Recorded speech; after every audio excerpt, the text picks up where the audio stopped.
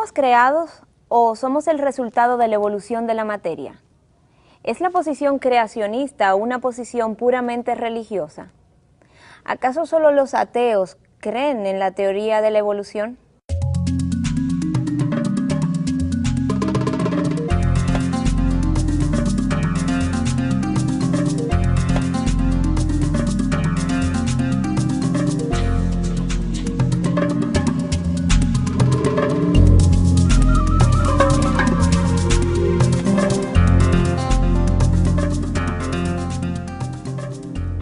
Hoy en Respuestas, creación o evolución, respondiendo preguntas que han sido discutidas a lo largo de la historia de forma acalorada. ¿Solo los ateos creen en la evolución? Miguel, preguntas como esas son las que analizaremos en el día de hoy.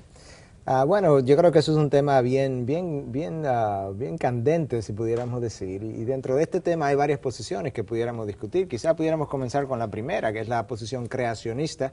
Y comienzo con esa porque es la posición clásica, es la posición que prevaleció en el mundo occidental hasta mediados de los años de 1800, cuando Darwin hace la publicación de su libro El origen de las especies, y a partir de ahí entonces cuando la ciencia verdaderamente comienza a cuestionar la posición creacionista. Pero hasta ese momento la mayoría de las personas creían que la Tierra o el universo había sido creado en 6 días de 24 horas. Pero aún dentro de los que creen en esta teoría creacionista hay diferencias entre ellos, porque algunos postulan que no necesariamente fueron 6 días de 24 horas, ¿no? Así es. En el primer grupo, ¿verdad?, aquellos que piensan que la Tierra o el universo fue creado en 6 días de 24 horas, están aquellos que piensan que la edad del universo es aproximadamente entre 6 y 10 mil años. O sea, estamos hablando de un universo joven. Verdad, relativamente joven. Ahora tú tienes un segundo grupo que piensa que el universo fue creado hace 10 o 15 billones de años atrás y que a lo largo de ese proceso pues Dios fue creando las diferentes especies. Pero tú tienes un tercer grupo que realmente piensa que Dios creó el universo y lo abandonó a sus propias leyes. Ese es el grupo de los deístas, y que a partir de ahí ha ocurrido una evolución natural. Miguel, ¿qué sucede con aquellos que plantean la teoría donde sacan a Dios de la ecuación de toda la creación y el origen del universo? Bueno, ahí tú tienes el grupo que piensa en la evolución materialista o la evolución naturalista, ¿verdad?, donde Dios no ha intervenido para nada en el proceso evolutivo y de la creación del universo. Eso lo dice la comunidad científica, es la que arriba todas estas conclusiones, pero me pregunto, Miguel, ¿qué dice la gente? Y te invito a que veas conmigo justamente este segmento de opiniones.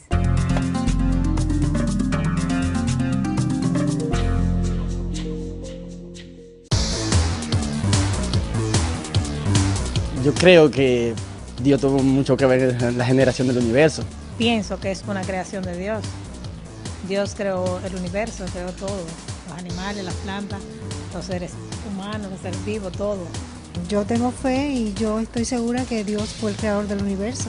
Yo no tengo ninguna duda de eso. Bueno, yo conozco la teoría del Big Bang, de la gran explosión del universo, pero sí comprendo que es una teoría, no es una ley. Tenemos muchas dudas. Yo me llevo mucho de la ciencia. Bueno, realmente para mí el inicio de todo fue un ser supremo, Dios, que le pareció bien crear el universo, crear el mundo, y lo creo.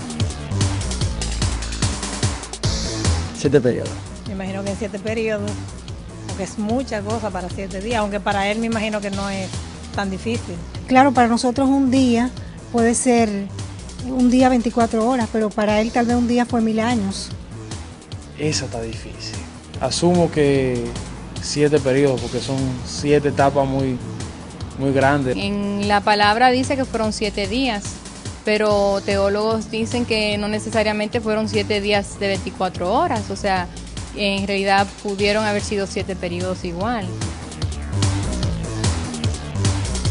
Yo creo que más fue una evolución. Yo creo que la relación de la Biblia no tiene nada con la creación del universo. Bueno, realmente la evolución, hay cosas que sí yo tengo entendido que han evolucionado, pero yo de verdad personalmente no le he dado mucha importancia, porque al tener fe en Dios no quise buscar más allá, no podía dudar de mi fe. Bueno, yo pienso que no están reñidas la creación y el principio del universo, que no están reñidas la creación y la evolución.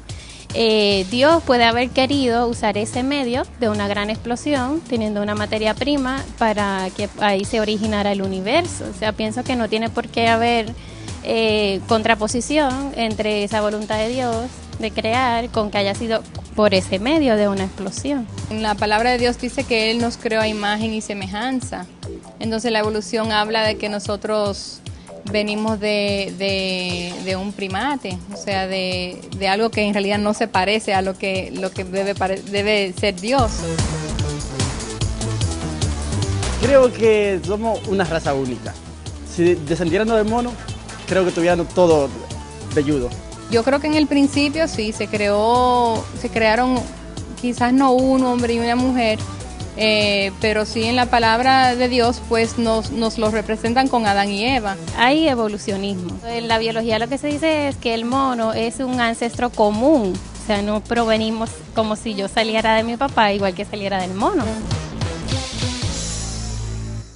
Miguel, ¿qué te parecen esas inquietudes y preguntas? Es interesante, ¿verdad? Porque a pesar de la enorme cantidad de información de que la gente ha recibido de parte de la ciencia de que Dios no existe, te das cuenta que la mayoría de la gente sigue creyendo que ha habido un Dios creador. Y eso no es muy diferente a las estadísticas que se recogieron en Estados Unidos en años atrás, donde la Gallup pudo hacer estudios en la población y tú encuentras que un 44% de la población en Estados Unidos cree, eso fue en el año 1997, que el hombre fue creado tal cual existe hoy. O sea, un 44% de la población en Estados Unidos cree que Dios creó al hombre exactamente como existe hoy y que el universo tiene una edad entre 6 y 10.000 años.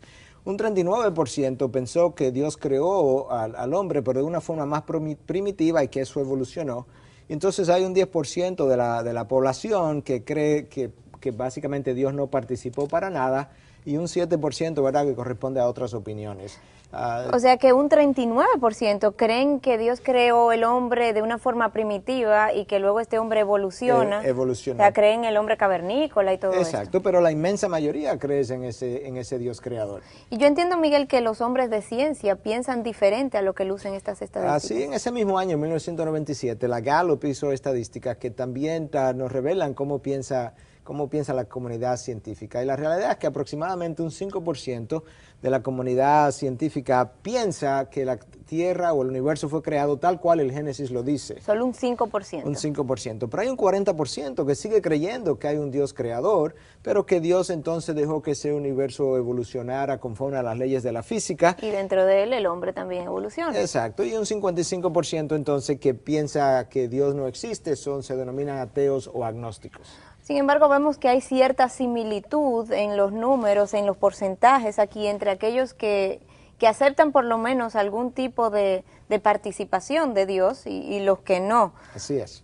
Pero este Dios, Miguel, necesariamente va a ser el Dios de la Biblia, porque sabemos que entre lo que es la mentalidad de Occidente y de Oriente es distinta. Entonces me pregunto si necesariamente es el Dios de la Biblia en que estamos hablando. Para nosotros los que creemos en la confiabilidad de la Biblia, creemos definitivamente que es el Dios de la Biblia, pero aquellos hombres de ciencia que creen, ¿verdad?, que Dios creó el universo, entonces hablan de un Dios creador, por lo menos hablan de ese ser creador que en principio le dio origen a lo que conocemos. Y entonces en Oriente, Miguel, porque es más usual en Occidente hablar de ese Dios de la Biblia y todo eso, pero en Oriente, esos científicos que tienen raíces de allí, ¿qué plantean? ¿Cómo ven entonces el origen del universo? Bueno, si dejas al Islam a un lado, entonces la situación del Oriente es un poquito diferente, porque la teoría o el pensamiento, la idea que más prevalece en el Oriente es la idea panteísta, que hablan que todo es Dios, tú eres Dios, yo soy Dios, y ahí entonces tú encuentras dos posiciones.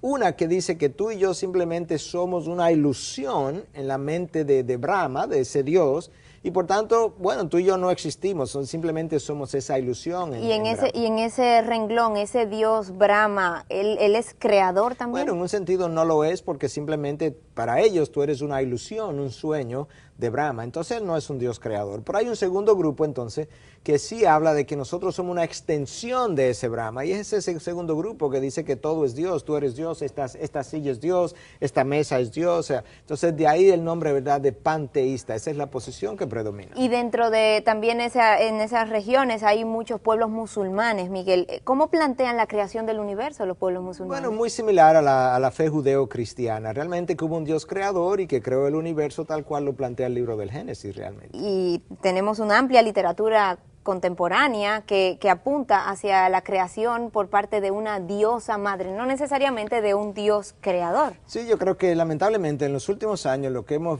tenido es una vuelta a lo que son las religiones paganas de antaño, y tú encuentras incluso que el movimiento de la nueva era ha comenzado a abrazar esta idea de que fue una diosa que creó el universo, y de hecho en las religiones paganas de la antigüedad se hablaba de esa diosa creadora que separó, ¿verdad?, la tierra de las aguas.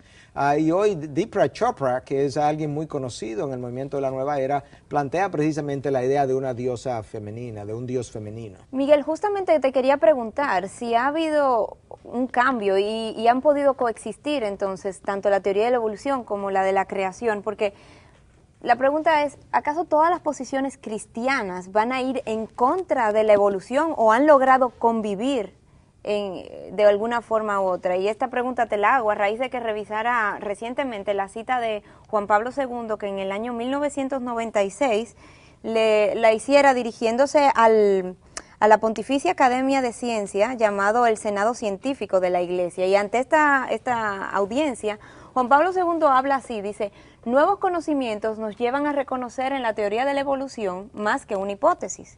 La convergencia de resultados no buscados ni inducidos, de trabajos hechos independientemente uno del otro. Esa convergencia constituye en sí misma un argumento significativo a favor de esta teoría de la evolución. Lamentablemente, Patricia, tanto en el mundo católico como en el mundo protestante, mucha gente ha comenzado a liberalizar sus posiciones con relación a la creación y a la evolución. Y es lamentable porque tenemos una Biblia altamente confiable. Estudios hechos en Inglaterra, a donde se entrevistaron a 103 líderes religiosos, a obispos anglicanos, a sacerdotes y pastores protestantes. El 80% de esos líderes entrevistados dijeron no creer en la creación de Adán y Eva como la palabra de Dios postula. O sea, los cabezas de la iglesia. Exactamente, los líderes, porque han ido secularizando su pensamiento y lamentablemente en vez de la iglesia haber ido cristianizando el mundo ha comenzado a infiltrar y a secularizar la iglesia, lo cual es una lástima. Muchos pueden pensar, Miguel, que es que se hace muy cuesta arriba creer el relato bíblico del Génesis, de Adán y Eva y todo esto, y que más bien lo ven como un cuento, como una ilustración que las personas tienen en sus manos para poder entender de alguna forma el origen de todo. Bueno, piensa, Patricia, por un momento, ¿qué es más lógico? Pensar que un ser creador inteligente, omnipotente, con sabiduría, verdad infinita, creara al primer hombre y la primera mujer, Adán y Eva, versus creer que en un momento dado donde no había absolutamente nada, que de la nada surgió algo que ha comenzado a evolucionar hasta constituirse en el hombre que nosotros conocemos hoy. ¿Cuál de esas dos cosas son más lógicas y consistentes? Yo creo que llega el momento entonces de dejar de lado lo que son las emociones y la lógica y concentrarnos justamente en qué ha sido probado, qué nos dice la comunidad científica. Bueno, cuando tú haces un poco de historia te das cuenta que por mucho tiempo la mayoría de los científicos realmente tenían una creencia en ese Dios creador, y tú encuentras a un Johann Kepler, matemático y astrónomo de mucho renombre, cuyos estudios acerca de las órbitas de los planetas es famoso. Tú tienes también a Blaise Pascal, un científico francés, matemático de mucho peso también. Tú tienes a Mendel, el padre de la genética. De la genética. Tú tienes a Isaac Newton, el descubridor de la fuerza de la gravedad y el padre del cálculo. Y toda esta gente eran creyentes en Eran Dios. Cristianos, eran científicos cristianos. Eran creyentes, eran cristianos. De hecho, Blaise Pascal va todavía un poco más allá. Se constituyó en un apologista de la fe cristiana. Miguel, y estos eran los pilares de la ciencia en ese momento. Entonces, me imagino que algo muy impactante tuvo que suceder para que el péndulo cambiara y esa comunidad científica hoy en día se encuentre con opiniones tan diferentes a las de estos hombres. Sí, yo creo que todo comenzó a cambiar a partir de diciembre 27 del año 1831, cuando Charles Darwin, inicia su viaje hacia las Islas Galápagos en Sudamérica. Y entonces cuando él llega allí, él comienza a hacer una serie de observaciones acerca de las aves, específicamente los pinzones. Él fue allí con un propósito en mente, ¿no? Sí, de observar qué pasaba, que si habían formas transitorias de estas aves y demás. Y él se da cuenta en un momento dado que con los pinzones ocurría algo interesante, ocurrían cambios que se producían en sus picos, que en las estaciones, ¿verdad?, donde las estaciones de más sequía, esos picos pues se hacían más largos, porque le facilitaba romper las semillas más secas como a las lo vemos aves. aquí. Perfecto. Esos son todos picos de pinzones. Exacto, y entonces tú tienes que en las estaciones de humedad, de lluvia, los picos se hacían más cortos porque ya las semillas estaban más blanditas. Entonces él postula que esto eran parte de los cambios evolutivos que las aves experimentaban. Pero la realidad es, Patricia, que los picos siempre siguieron siendo picos y las aves siguieron siendo aves. Lo único que él observó fueron cambios dentro de una misma especie. O sea que lo que hubo fue una adaptación de esos picos, de esas aves, pero no hubo una evolución, porque las aves, no hubo una evolución de una especie a otra. Correcto. Realmente nosotros hacemos la diferenciación entre microevolución y macroevolución. Microevolución son cambios pequeños que ocurren dentro de una misma especie para adaptarse a circunstancias diferentes. Macroevolución es realmente el cambio de una especie a otra especie. Y realmente la Biblia, por ejemplo, nunca se opone al concepto de microevolución, de cambios pequeños dentro de la misma especie. ¿Y en qué te basas, Miguel, para decir que la Biblia no se opone a ese concepto de microevolución? Bueno, porque cuando tú lees el relato bíblico te dice que Dios creó cada cosa según su especie, y en la microevolución esos cambios que ocurren y que se han podido comprobar dejan el animal de que estamos analizando, investigando dentro de su misma especie, no lo cambia a otra cosa, y es por eso que nosotros estamos perfectamente de acuerdo en que ocurre microevolución. O sea, que la microevolución puede convivir con las teorías bíblicas. Entonces. Definitivamente que sí. Miguel, ¿sobre qué se sustenta la teoría de la evolución de Darwin? ¿Sobre qué principios? Tú sabes que es interesante que la mayor parte de lo que Darwin enseñó, postuló, realmente ha sido cambiado o ha sido rechazado. Hay algunas cosas que todavía obviamente permanecen, y una de estas es el principio de la selección natural y el principio de la generación espontánea. Generación espontánea habla de que en un momento dado el planeta Tierra se enfrió lo suficiente para permitir que el nitrógeno, el hidrógeno, el dióxido de carbono, el amonio que existían pudieran combinarse al azar, y que así al azar pudieran dar origen a la formación de aminoácidos, y que esos aminoácidos entonces se formaron y dieron lugar a la formación del ADN de las células. Pero Miguel, en ese caso, entonces, ¿de dónde viene esa tierra? ¿De dónde viene ese nitrógeno, ese oxígeno, todas esas formas y materiales que se usan en esa mezcla primitiva? Bueno, es exactamente el problema. Ningún evolucionista ha podido explicar todavía cómo llegaron estos primeros elementos que eventualmente dieron lugar a la vida. Y cuando piensa en la complejidad del ADN, Richard Dawkins es un zoólogo o zoologista de la Universidad de Oxford, y él habla de la maravilla de ese ADN, y te dice que en el ADN de un núcleo, de la ameba, por ejemplo, hay tanta información que sería equivalente a toda la información que tú tienes en 30 volúmenes de la enciclopedia británica. O sea, el ADN de una ameba. Del núcleo de una ameba. Del núcleo de una ameba. ¿Contiene? Contiene información suficiente para compararla con los 30 volúmenes de información que tú encuentras en una enciclopedia británica. Y él te habla entonces que la información en toda la ameba sería el equivalente a 1000 juegos de esa enciclopedia británica. Estamos hablando de algo impresionante. Ciertamente resulta cuesta arriba, quizás aceptar y concebir que el azar pudo combinar entonces toda esa información de la forma en que lo hizo. Y quizá por esto entonces es que Darwin en su segunda edición del libro acaba diciendo Dios creador, que Dios es el creador de las primeras formas de vida, y que luego estas primeras formas de vida fueron las que evolucionaron, lo cual presenta una posición más razonable del mismo Darwin.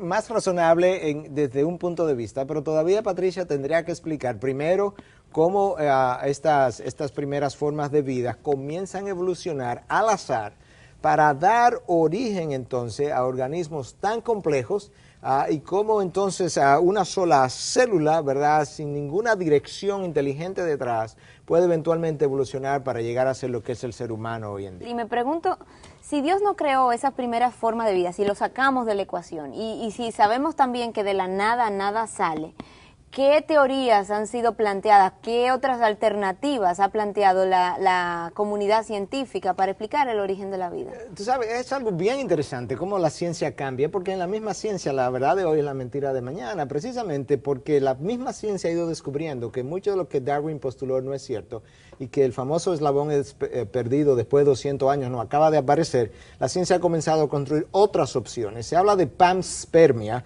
de que en un momento dado seres extraterrestres depositaron en este planeta como las semillas iniciales de la vida, o por otro lado que meteoritos chocaron con el planeta Tierra y esos meteoritos trajeron formas de vida de otro planeta. Pero estamos entonces en el mismo punto de partida. ¿Quién crea a esos extraterrestres? ¿Quién crea esos meteoritos? ¿Quién crea toda esa primera forma, esa chispa inicial? ¿Quién la crea? ¿Quién la activa? ¿Quién la mueve? Estamos de acuerdo. Miguel, revisamos entonces las implicaciones de lo que fue la teoría de el principio de la generación espontánea dentro de la teoría de Darwin.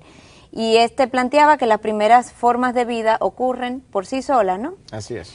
Háblanos entonces acerca de que las especies más fuertes son las que sobreviven, que es otro de los principios de él. Sí, el principio de la selección natural, y lo que dice es básicamente que dadas ciertas condiciones ambientales, aquellas especies o aquellos animales en ese ambiente que pueden adaptarse, entonces se constituyen los animales más fuertes y ellos sobrevivirían y el resto moriría. Nosotros no estamos diciendo que adaptaciones ambientales no ocurren. Claro que sí ocurren. Tú observas las bacterias, tú la pones en medio de antibióticos y muchas de ellas desarrollan resistencias y cambian, y aquellas que pueden adaptarse son las que van a sobrevivir. No hay duda que el principio de selección natural ocurre. La pregunta es si ese principio nos lleva también a que esas especies cambiarían y evolucionarían a otras especies, y eso no ha sido comprobado todavía. Y es tan imposible, Miguel, que un organismo pase de una especie a otro, por ejemplo, que una rana de repente pase a ser un lagarto o que con el tiempo llegue a ser un lagarto. Claro, Patricia, múltiples experimentos se han hecho tratando de hacer cruces de animales, incluso con los caballos, con las vacas, con los perros. Han podido producir caballos más veloces, pero siguen siendo caballos. Han podido producir vacas más lecheras, pero siguen siendo vacas. Han podido producir perros con ciertas condiciones y características, pero siguen siendo perros. La evolución no se ha podido demostrar. Y aún dentro de esa misma especie también hemos visto que se requiere una mente inteligente que guíe ese proceso de cambio, de modificación, de mezclar una raza con otra raza y todo eso, ¿no? Absolutamente, tú has dado en el clavo, Patricia, porque tú estás hablando de experimentos controlados bajo condiciones controladas, no al azar, con una mente inteligente detrás, y aún bajo todo ese control y dirección no se ha podido producir, ¿verdad?, los cambios de una especie a otra. Y la razón es muy sencilla, es que aún una simple célula de un individuo tiene una complejidad muy específica, lo que implica que cambios minúsculos, a veces de una sola enzima en una célula, son capaces de hacer que la célula deje de funcionar y terminar con la vida de la célula. Es altamente compleja y altamente específica. Miguel, esta señora tocó un punto que no queremos dejar de lado y sobre el cual ha habido mucho debate, y es que las teorías que existen acerca de que el mono es el ancestro anterior o el ancestro común de la raza humana. ¿Qué hay de eso? Pudiéramos decir dos cosas, Patricia. Lo primero es que el hecho de que dos cosas se parezcan no implica que la una evolucionó a la otra necesariamente. Tú puedes observar múltiples tipos de sillas, y el hecho de que una silla se parezca a la otra no implica que esa silla evolucionó y se constituyó en una silla diferente. Te puede hablar de un creador único, un creador que hizo a ambas sillas, eso por un lado. En cuanto al código genético realmente del hombre y del mono, oye, entonces pudiera ser que nuestro antecesor no fuera el mono, sino el ratón. ¿Por qué? Porque el ratón tiene una similitud con el código genético del ser humano de más de un 90% también, muy parecido a lo que es el código genético del mono. O sea, que no es una similitud que va meramente en la apariencia, quiere decir que la similitud que hay detrás de lo que es la apariencia física, ya en el ámbito genético, es mayor con el ratón que con el mono. Bueno, es por lo menos similar, y sin embargo, oye, la última vez que yo me vi en el espejo no tenía ninguna similitud con el ratón. Yo creo que eso nos puede hablar a nosotros de un creador tan increíble que usando un código genético tan similar, te puedes crear dos criaturas tan distintas unas del otro como es el ser humano y el ratón. Y al mismo tiempo que permiten hacer tantas pruebas para usarla luego en el ser humano, Claro. porque entiendo que la mayoría de las pruebas médicas y de desarrollo se hacen en ratones y en humanos, y en monos. Precisamente por su similitud del código genético con el nuestro. De manera que tenemos que tener cuidado en comparar dos cosas y llegar a conclusiones que no necesariamente son correctas. Pero Miguel, si hay tanta similitud a nivel ya de código genético, ¿por qué se hace tan imposible saltar de una especie a otra? Es que hay límites genéticos, Patricia, muy claros y fácilmente de describir. Hay lo que nosotros llamamos la complejidad específica de que hablábamos hace un rato. Oye, cuando una ilustración que todo el mundo conoce, cuando tú tomas una yegua y tú la cruzas con un burro, el resultado de eso es un mulo. Un mulo. Bueno, pero ¿qué es lo que pasa con el mulo? Es que ese mulo es infértil, no puede reproducirse. Y la razón es muy sencilla. La yegua tiene, o el caballo, tiene 64 cromosomas, el burro tiene 62 cromosomas. Cuando tú lo unes, lo que sale como resultado de esa unión es un mulo con 63 cromosomas. No pares. No pares. Y la habilidad de reproducirse de una especie requiere pares, genes en pares, y 63 cromosomas no es un par, no es un número par, y por tanto el mulo resulta infértil. Se paró ahí, el mulo no se puede reproducir, complejidad específica. Miguel, ¿qué otra razón puede impedir la evolución de una especie a otra? Dentro de esa complejidad específica hablamos también de lo que es complejidad irreducible, y eso se refiere al hecho de que cuando tú tomas una célula, que es quizás de las cosas más pequeñas que pudiéramos observar, a pequeños cambios, como dijimos hace un momento, en esa célula, si tú si tú cambias esa célula en cosas muy mínimas de su funcionamiento, la vida de la célula termina y la célula no puede continuar reproduciéndose. No puedes reducirla. Es en una célula, ¿y esa célula hace el organismo entonces también inservible? Bueno, es que tú tienes dentro de lo que la célula tiene, tú tienes también una expresión similar en los organismos. Tú te puedes ir a los peces, por ejemplo, que tienen agallas para respirar o para poder usar el oxígeno que está dentro de lo que es el agua propiamente dicho. ¿Cómo tú postulas que en un momento dado las agallas de los peces dejan de ser agallas y pasan a ser pulmones rápidamente, en el caso de los mamíferos? Porque si ese periodo de evolución duró miles o millones de años, como postula la teoría de la evolución, ¿cómo sobrevivió ese pez con una forma intermedia entre sus agallas y sus pulmones? Sin embargo, esta señora hacía alusión de unos peces que tienen pulmones. Bueno, realmente no son pulmones propiamente dichos, son más bien una vejiga de aire, un bladder air, como se dice en inglés. Y son cosas que los peces pudieran usar de forma temporaria, incluso algunos de estos peces conocidos en inglés como lungfish, cuando el agua se vuelve turbia, suben a la superficie y pueden captar aire desde la superficie en esta vejiga.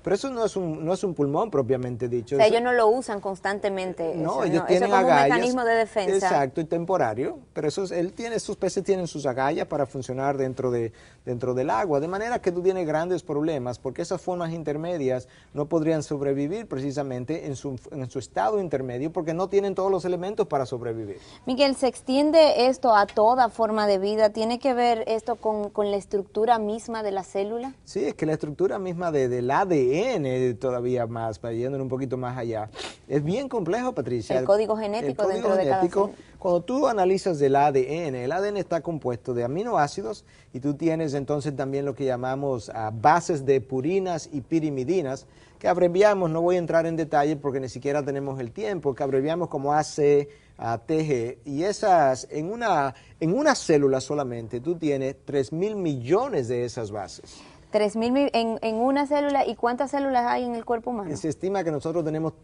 trillones de células y millones de células mueren, billones de células mueren cada día. En esa complejidad, ¿verdad?, del mundo celular, del mundo molecular de las células, nosotros tenemos estructuras que no pueden ser reducidas más allá de lo que ellas son en el día actual. Y tú puedes tener ejemplos en el ser humano que nos causan problemas. Miguel, ¿cómo podemos ilustrar esto para que quede bien claro en la mente del televidente?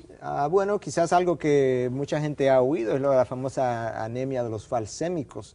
La hemoglobina está compuesta de dos cadenas. una alfa y una beta, y cada una de esas cadenas tiene una serie de aminoácidos, tiene unos 146 aminoácidos. En una de esas cadenas, la cadena beta, que tiene 146 aminoácidos, el aminoácido número 6 ha sido cambiado, y entonces el ácido glutámico ha sido cambiado por una valina.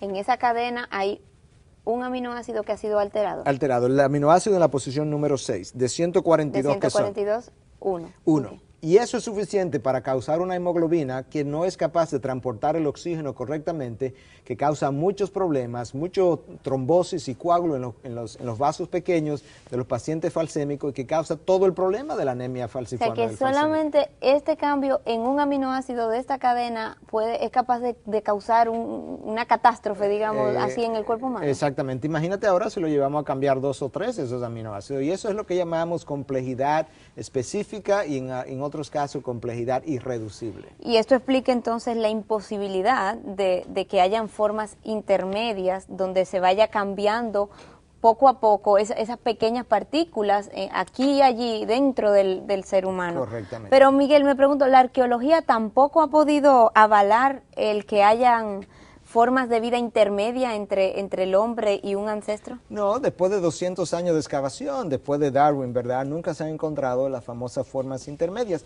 Cuando tú haces excavaciones, Patricia, tú tienes capas geológicas donde tú encuentras los fósiles de los animales. Y lo que tú encuentras es que en esta capa, por ejemplo, tú encuentras ciertos animales que no aparecen en esta capa, producto de cómo fueron muriendo y extinguiéndose esas especies. Si hubiese habido formas intermedias, lo que los mismos hombres de ciencia esperarían encontrar es que en esta capa tú tienes un tipo de animal que existió en un momento dado. En la medida que fue evolucionando, tú debieras encontrar en la próxima capa esa forma intermedia para llegar en la próxima capa a encontrar la forma final de ese animal evolucionando, o la más contemporánea. Pero resulta que cuando tú haces las excavaciones, tú encuentras en esta capa un tipo de animales que desaparece de repente, y en la próxima capa aparece otro tipo de animal que aparece de repente sin formas intermedias. Estoy seguro que vamos a entrar también en ese fenómeno de que cómo aparecen abruptamente y desaparecen cosas. Pero me pregunto, Miguel, si no es posible estos cambios que pasen gradualmente, poco a poco, ¿qué explicación le ha dado la ciencia entonces a estos hallazgos? Bueno, es de nuevo interesante cómo la ciencia, cuando se va encontrando con su propia mentira, necesita crear otra idea y otra teoría, y entonces cuando la misma ciencia comenzó a darse cuenta que no hay formas intermedias, la misma ciencia comenzó a postular ahora lo que en inglés se conoce como equilibrium punctuated, o equilibrio puntuado, que lo que significa es que estas formas, estos cambios no se dieron paulatinamente, sino que se dieron abruptamente, de repente.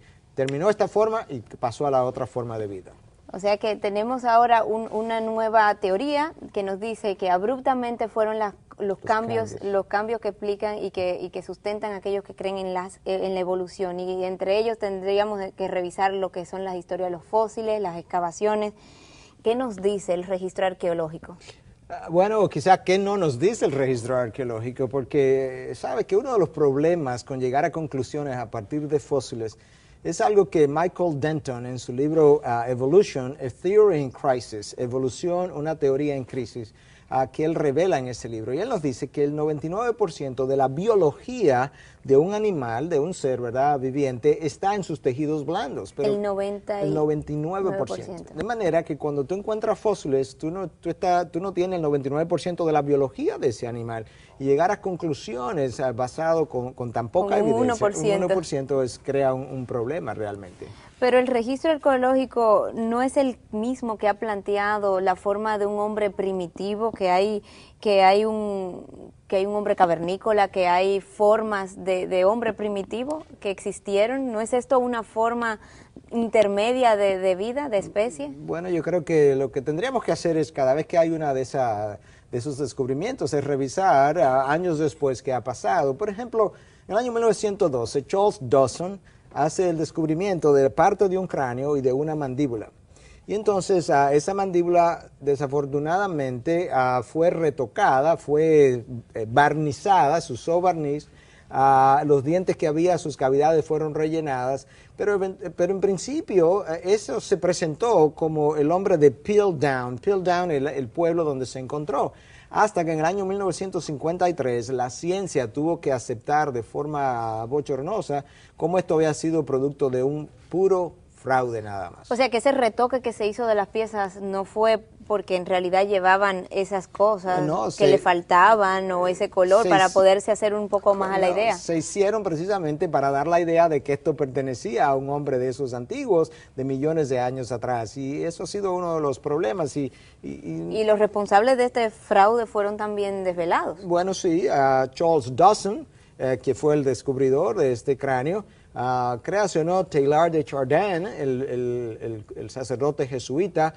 S.A. Woodward fue otro de las personas que fueron mencionados. Lubinov, en su libro Bonds of Contention, hace esta revelación de que estamos mencionando aquí en el día de hoy. Pero hay hallazgos más confiables que este, Miguel, que han sido avalados por la comunidad científica. Bueno, 10 años después, por ejemplo, en el año 1922, se habló entonces del hombre de Nebraska, y ese hombre de Nebraska, esa Entiendo teoría, que tenemos unas imágenes acerca de sí, esa teoría, ¿verdad?, del hombre de Nebraska comenzó básicamente con un diente que se encontró y mucha imaginación. Se pensó que ese diente pertenecía al periodo del Pleoceno, y sin embargo posteriormente se ha podido comprobar que ese diente que creó toda la teoría del hombre de Nebraska pertenecía a un cerdo.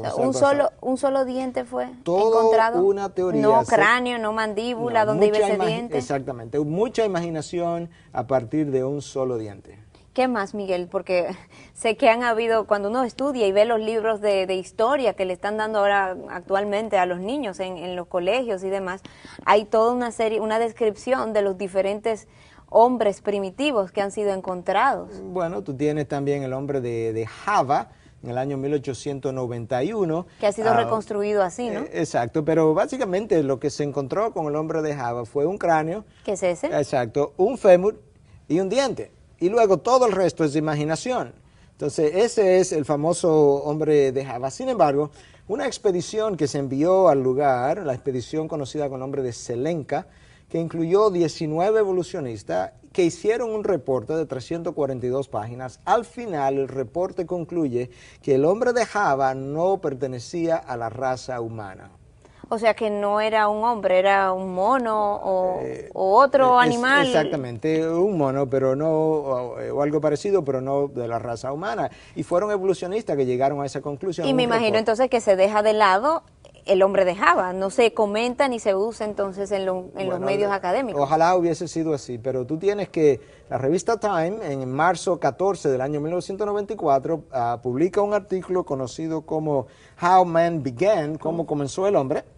Y en ese artículo, la revista postula que posiblemente el hombre de Java fue uno de nuestros antepasados, a pesar de lo que acabamos de discutir. Eso fue en el 94. Sí, estamos hablando del otro día realmente, en una revista tan reputable, de tanta reputación como Time. Miguel, ¿qué nos dices del Peking Man entonces? Bueno, ese es otro, ¿verdad? Ese fue otro de los hombres reportados, del hombre de Pekín, el Peking Man, que de nuevo fue, toda esta teoría comienza con un hallazgo. En un principio se halla un diente y luego la Fundación Rockefeller a partir de ahí da apoyo económico para que las investigaciones sigan. Aparece entonces un cráneo muy cerca del área donde apareció el diente. ¿Y de qué fecha era entonces este cráneo? Entonces se hablaba de que eso pertenecía a un hombre de 500.000 años atrás. Sin embargo, después que termina la Segunda Guerra Mundial, en la misma área donde apareció ese cráneo, aparecieron 14 otros cráneos exactamente idénticos que correspondían a personas que habían desaparecido durante la guerra. Y una vez más, el hombre de Pekín pierde fuerza. Y así tú tienes una serie de hallazgos que se han proclamado en principio, pero cuando las fuerzas se han debilitado, eso no recibe la misma popularidad. Miguel, ¿cómo hombres de ciencia pueden caer ante estos hallazgos y cometer estos errores? Hombres, son hombres, pueden equivocarse, pero me sorprende que hombres de ciencia cometan el error de basarse y sustentar teorías tan importantes en hallazgos como estos. Bueno, es que hace mucho tiempo que todo el debate, ¿verdad?, acerca de la evolución dejó de ser un debate puramente científico y se ha convertido básicamente en un debate emocional. Y entonces hay grandes intereses invertidos realmente en probar esta teoría de la evolución. Miguel, en contraposición a la teoría de la evolución tenemos lo que es la posición creacionista, ¿Qué sustenta la teoría de la creación como tal? Bueno, es el concepto del diseño inteligente y es un concepto realmente que ha cobrado fuerza en los últimos 20 a 25 años y es una ciencia igual que la teoría de la evolución. Y es importante mencionar esto, Patricia, de que es una ciencia, porque te decía hace un momentito que la teoría de la evolución ha dejado de ser un asunto puramente científico y ha pasado a ser algo emocional. Y quería comentarte lo que este señor Richard Dawkins, ¿verdad?, uno de los hombres de ciencia, cómo se ha hecho famoso por su frase o su comentario acerca de la teoría de la evolución. Y él dice, creo que es fácil decir que si tú te encuentras con alguien que dice no creer en la teoría de la evolución, esa persona es ignorante, estúpida o, ¿verdad?, en inglés sería insane, loca. Y básicamente él te está diciendo, te está prejuiciando en contra de lo que pudiera ser otra creencia que no fuera. Un científico contemporáneo. Exactamente, de hoy en día, ¿no? Y por eso tenemos un problema de que esto es un asunto emocional ahora. Pero te hablaba de que aquellos que creen en la creación entienden en lo que nosotros somos hoy es producto de un diseño inteligente y que eso es una ciencia, el diseño inteligente. Pero se hará bien difícil sustentar entonces y probar el diseño inteligente cuando tienes una comunidad científica tan apasionada, cargada de tantas emociones en contra de la evidencia hacia el diseño inteligente. No, porque precisamente es la comunidad científica que ha venido descubriendo el diseño inteligente que hay detrás del ser humano y de todo lo que es la astronomía y toda la creación del universo. Oye, los hombres de ciencias nos dicen a nosotros que en los primeros 3 segundos de la creación, la armonía que tenía que existir, el balance de fuerza entre lo que era la expansión y la contracción del universo en los primeros 3 segundos, tenía que ser tan perfecta que tú solamente lo puedes comparar a poner un tiro al blanco a 20 millones de kilómetros de distancia de la Tierra, apuntarle medio al medio desde la Tierra y darle medio al medio a ese tiro al blanco. Eso unos chances muy, muy bajos. Exactamente, una imposibilidad. Y a ese balance de fuerzas de la física, a ese diseño molecular tan perfecto, es que se ha llamado diseño inteligente, pero es la ciencia que lo está descubriendo precisamente. Y ese diseño inteligente plantea que cada cosa tiene un propósito y que ocurre y resulta no como producto del azar, sino como un diseño que ha sido hecho con un propósito específico. Claro, tú puedes tener en la creación cientos de ilustraciones, pero usemos una nada más. El mar, tú te vas ahora mismo, ¿verdad?, al mar y lo ves muy, muy hermoso y tú piensas que a lo mejor el mar está ahí para divertirnos a nosotros y demás. Pero en realidad el mar tiene una profundidad promedio de 3.2 kilómetros. Tú no lo puedes hacer más profundo, no lo puedes hacer más superficial. ¿Por qué? Porque si lo haces más, el mar actúa como una masa de agua que básicamente guarda calor durante el día para soltar ese calor durante la noche y mantener el equilibrio de la temperatura del planeta. Si lo haces más superficial, tiene un planeta muy frío y nosotros no pudiéramos vivir. Si lo haces más profundo, tiene mucho dióxido de carbono que libera ese mismo mar y tampoco pudiéramos vivir.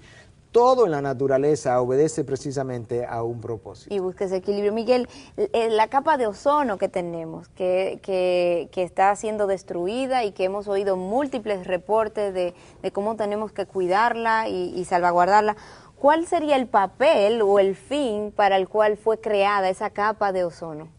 Bueno, una vez más, mira esto, la capa de ozono tiene un espesor, una anchura de, creo que de unos 32 kilómetros de distancia, y sin embargo, tú pudieras comprimir todo eso en media pulgada. Wow. Sin embargo, el Dios creador, en vez de comprimirlo en media pulgada, la tiene en 32 kilómetros de distancia esparcida. ¿Para qué? ¿Con qué propósito? Para que sirva de filtro. Nosotros tenemos aproximadamente unos 8 rayos letales que vienen del Sol. 8 tipos de rayos. 8 tipos de rayos. Hay algunos cortos y otros largos.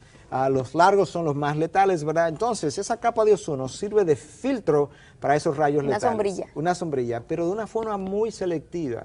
Porque la capa de ozono, en esos 32 kilómetros que tiene, es capaz de selectivamente dejar pasar pequeñas cantidades de los rayos letales que permiten que las algas que cubrirían los ríos y los mares no se reproduzcan tanto, que sería un gran problema, y esos rayos letales matan esas algas. Sin embargo, filtra los rayos que serían letales para ti y para mí. No, y deja que subsistan algunas algas para poder alimentar a los peces. Exactamente, de manera que tú estás hablando de un diseño sumamente específico con una mente inteligente detrás. Y del cerebro, Miguel, háblanos un poco del cerebro y del diseño inteligente detrás del cerebro. Bueno, yo creo que el cerebro es una de las maravillas, ¿verdad?, de la que podemos hablar. 3.3 libras de peso en averaje.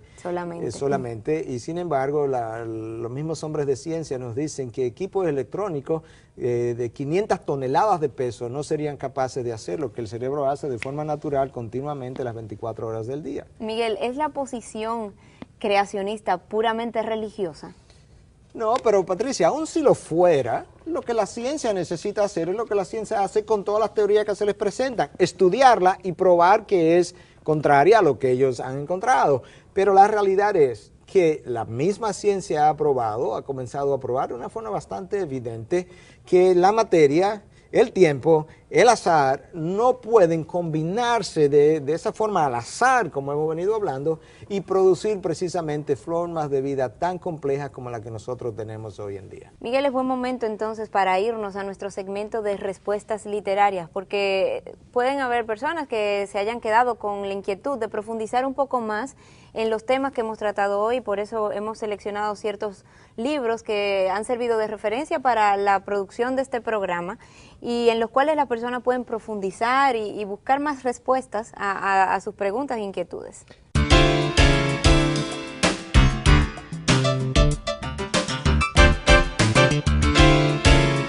¿Qué tenemos para hoy, Miguel? Bueno, uno de los libros que quizás mejor pudiéramos recomendar es este libro conocido como El Diluvio del Génesis.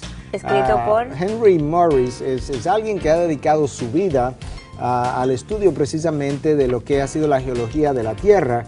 Henry Morris tiene un doctorado en filosofía, pero aparte de eso es director del Instituto para la Investigación de la Creación.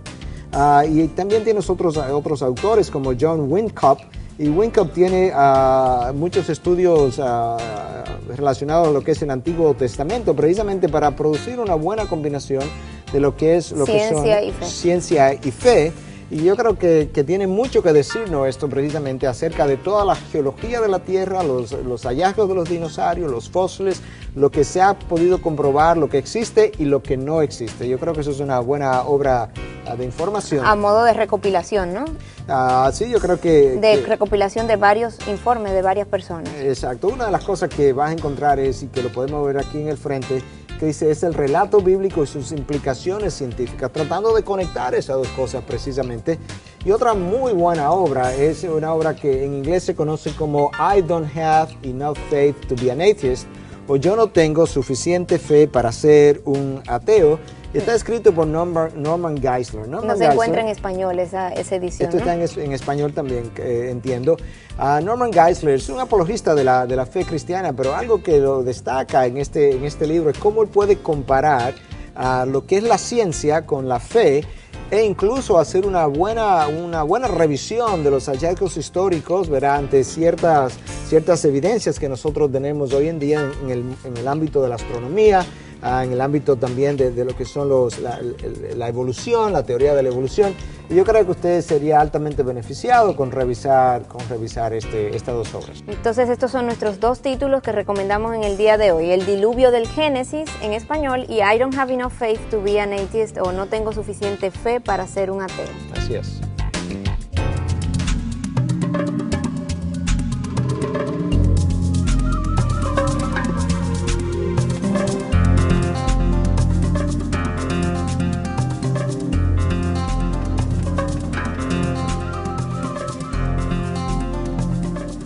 Segmento de preguntas, Miguel. Estamos revisando hoy las preguntas que nos han llegado a lo largo de la semana y que tienen referencia al programa que estamos tratando hoy de evolución versus creación. Son preguntas que nos llegaron vía email en nuestro correo electrónico preguntas@respuestastv.org. La primera de ellas es, ¿dónde podemos ubicar a los dinosaurios en la Biblia?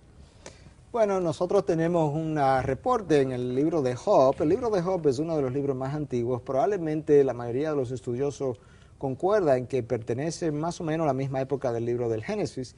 En el capítulo 40 y 41 del libro hace referencia a dos animales. Uno es el Leviatán y el otro es el behemoth. Y ambos animales están descritos de una forma que dan la impresión de ser animales monstruosos, animales de mucha magnitud, de mucho tamaño, y muchos de los científicos creacionistas entienden que precisamente nosotros pudiéramos pensar en esos dinosaurios en la época de lo que fue el libro del Génesis, la época de ese relato.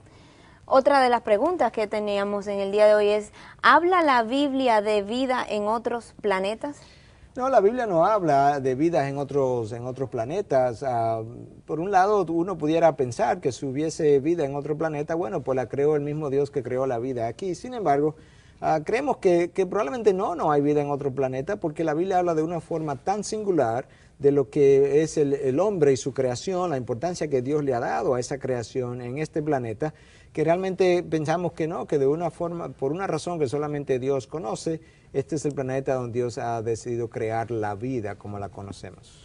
Recuerden, amigos, que pueden hacer llegar sus inquietudes vía nuestra página de internet también, www.respuestastv.org, ahí en la sección de preguntas, o escribiéndonos a la dirección que ya dimos, preguntas@respuestastv.org.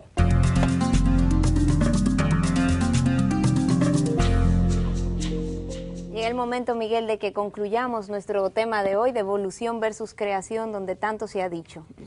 ¿Qué implicaciones, Miguel, tendría el aceptar que el hombre es el producto de una materia que ha evolucionado versus pensar que el hombre es fruto de la creación de un Dios creador? Bueno, compara esas dos cosas. Si yo soy simplemente producto de la evolución y soy simplemente un grupo de aminoácidos que evolucionaron, al igual que evolucionó el ratón, entonces yo no tengo más importancia que el ratón ni tengo más importancia que una mosca que ande por ahí, ¿verdad? Pues yo creo que cuando tú comienzas a observar las implicaciones, a reflexionar sobre las implicaciones que tiene la evolución a partir de la materia, son enormes, porque ese es el problema hoy en día, que en la medida en que hemos ido abrazando la idea que somos simplemente el producto de la evolución, de esa misma forma la vida ha ido perdiendo valor y por tanto tú tienes un aumento de los abortos, tú tienes el problema de la eutanasia hoy en día, tú tienes también el aumento del homicidio, no hay valor a la vida hoy en día. Y se afecta la dignidad de la vida. Claro, y no lo puede haber cuando tú eres simplemente el producto de la materia, tú eres pura materia y nada más, por tanto tú no tienes más valor que la otra materia. Las implicaciones son graves cuando la vemos desde ese punto de vista. Y por otro lado, entonces, ¿cuál es la posición bíblica del origen del hombre? ¿Cómo valora a este hombre bíblicamente hablando? Que el hombre Dios creó al hombre a imagen y semejanza de Dios y por tanto el hombre tiene un valor intrínseco, valores inalienables, a cosas que tenemos que respetar en él desde su nacimiento por una razón nada más.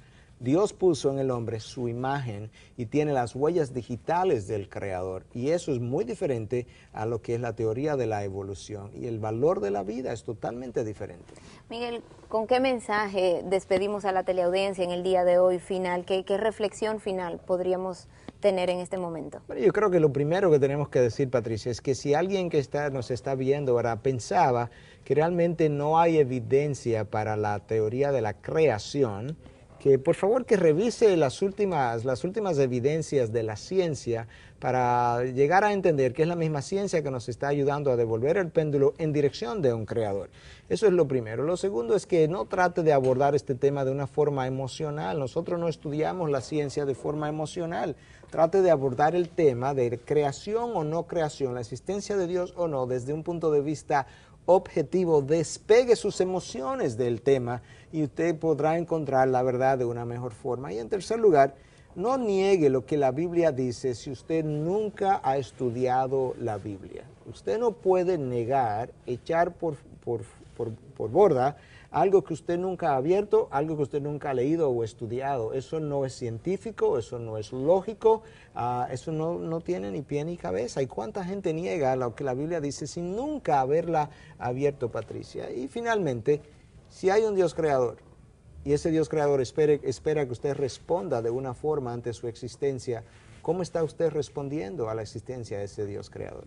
Miguel, muchas gracias por tu reflexión, gracias por la información que ha compartido en el día de hoy con nosotros. Gracias a ti, Patricia, y gracias a usted que pasó su tiempo con nosotros. Les invitamos, amigos, a que visiten nuestra página de internet www.respuestastv.org, así como que nos hagan llegar sus inquietudes, preguntas, comentarios a nuestro correo electrónico preguntas@respuestastv.org. Será hasta la próxima. Muchas gracias.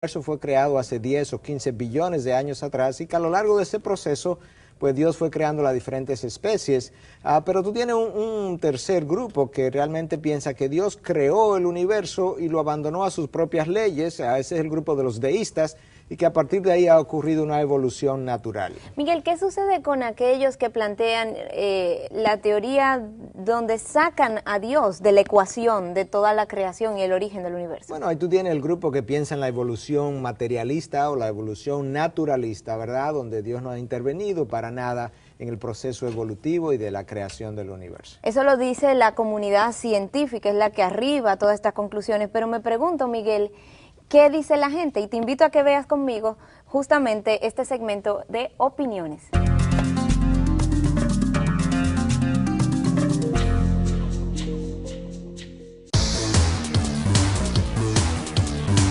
Yo creo que Dios tuvo mucho que ver en la generación del universo. Pienso que es una creación de Dios. Dios creó el universo, creó todo, los animales, las plantas, los seres humanos, los seres vivos, todo. Yo tengo fe y yo estoy segura que Dios fue el creador del universo. Yo no tengo ninguna duda de eso. Bueno, yo conozco la teoría del Big Bang, de la gran explosión del universo, pero sí comprendo que es una teoría, no es una ley. Tenemos muchas dudas. Yo me llevo mucho de la ciencia. Bueno, realmente para mí el inicio de todo fue un ser supremo, Dios, que le pareció bien crear el universo, crear el mundo, y lo creo. 7 periodos. Me imagino que en 7 periodos, porque es mucha cosa para 7 días, aunque para él me imagino que no es tan difícil. Claro, para nosotros un día puede ser un día 24 horas, pero para él tal vez un día fue 1000 años. Eso está difícil. Asumo que 7 periodos, porque son 7 etapas muy grandes. En la palabra dice que fueron 7 días, pero teólogos dicen que no necesariamente fueron 7 días de 24 horas, o sea, en realidad pudieron haber sido 7 periodos igual. Yo creo que más fue una evolución. Yo creo que la relación de la Biblia no tiene nada con la creación del universo.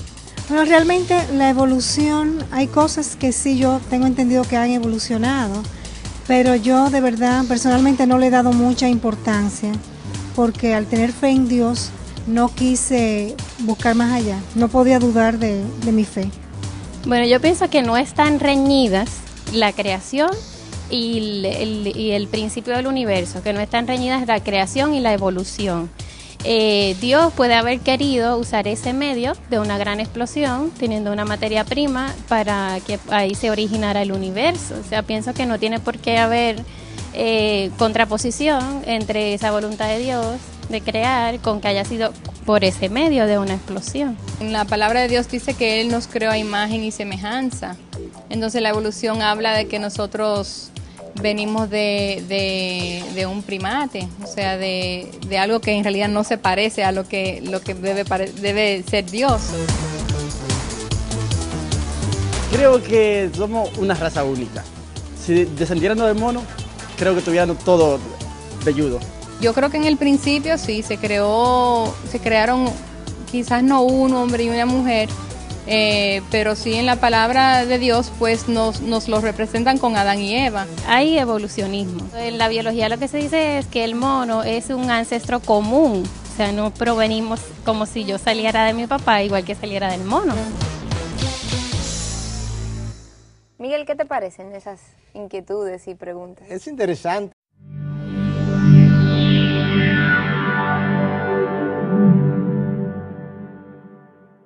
¿Fuimos creados o somos el resultado de la evolución de la materia? ¿Es la posición creacionista una posición puramente religiosa? ¿Acaso solo los ateos creen en la teoría de la evolución?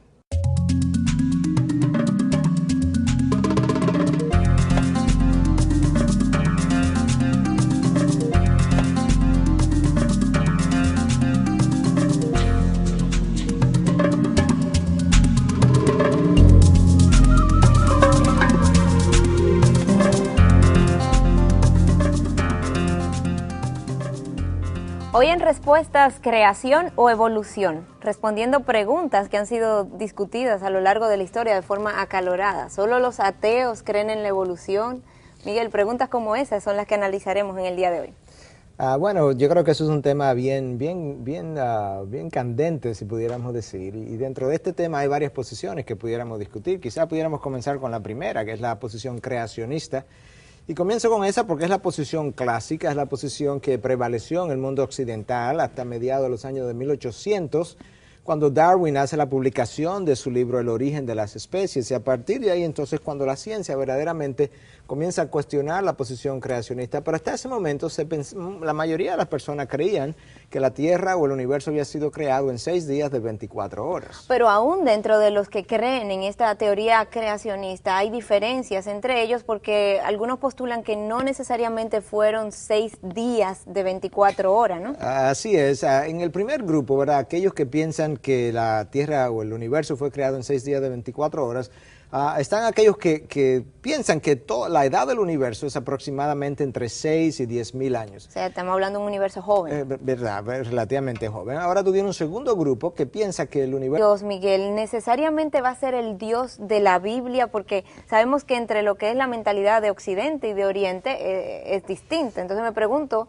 si necesariamente es el Dios de la Biblia en que estamos hablando. Para nosotros los que creemos en la confiabilidad de la Biblia, creemos definitivamente que es el Dios de la Biblia, pero aquellos hombres de ciencia que creen, ¿verdad?, que Dios creó el universo, entonces hablan de un Dios creador, por lo menos hablan de ese ser creador que en principio le dio origen a lo que conocemos. Y entonces en Oriente, Miguel, porque es más usual en Occidente hablar de ese Dios de la Biblia y todo eso, pero en Oriente, esos científicos que tienen raíces de allí, ¿qué plantean? ¿Cómo ven entonces el origen del universo? Bueno, si dejas al Islam a un lado, entonces la situación del Oriente es un poquito diferente, porque la teoría o el pensamiento, la idea que más prevalece en el Oriente es la idea panteísta, que hablan que todo es Dios, tú eres Dios, yo soy Dios, y ahí entonces tú encuentras dos posiciones.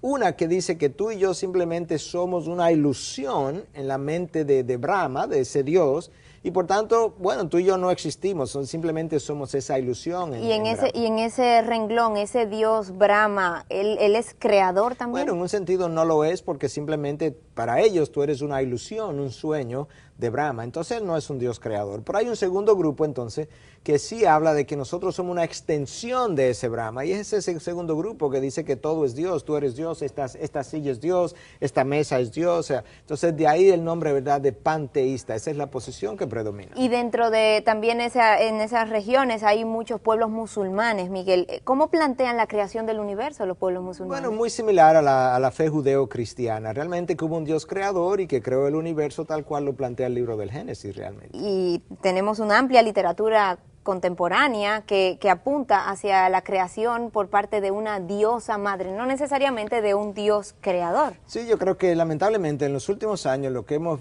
tenido es una, de verdad, porque a pesar de la enorme cantidad de información de que la gente ha recibido de parte de la ciencia de que Dios no existe, te das cuenta que la mayoría de la gente sigue creyendo que ha habido un Dios creador, y eso no es muy diferente a las estadísticas que se recogieron en Estados Unidos en años atrás, donde la Gallup pudo hacer estudios en la población, y tú encuentras que un 44% de la población en Estados Unidos cree, eso fue en el año 1997, que el hombre fue creado tal cual existe hoy. O sea, un 44% de la población en Estados Unidos cree que Dios creó al hombre exactamente como existe hoy, y que el universo tiene una edad entre 6 y 10.000 años. Un 39% pensó que Dios creó al hombre, pero de una forma más primitiva, y que eso evolucionó.